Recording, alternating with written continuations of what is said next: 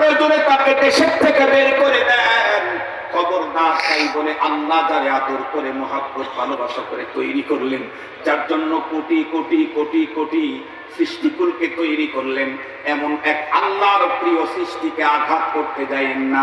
কেন কেন খুব ভালো করে মনে রাখবেন। বিশেষ করে কারো জীবনটাকে নষ্ট করে দিয়েন না।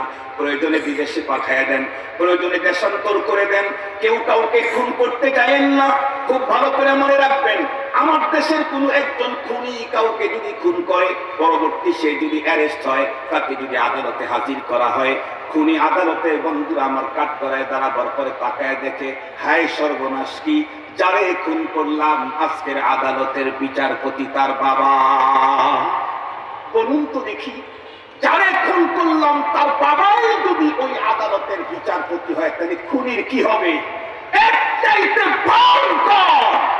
বিশেষ করে যে আল্লাহ বিশ্বাস করে, রসুল বিশ্বাস করে, আখিরাত বিশ্বাস করে, জান্নাত বিশ্বাস করে, জাহান্নাম বিশ্বাস করে, আল্লাহর আদালত বিশ্বাস করে, তাকে বলছি যাকে আমি খুন করছি, খুন করার পরে পরপারে যার আদালতে দাঁড়াবো, সেখানে গিয়ে দেখবো তার প্রিয় সৃষ্টিকে আমি খুন করেছি, যারে খুন করেছি তার রব আজকের জজ।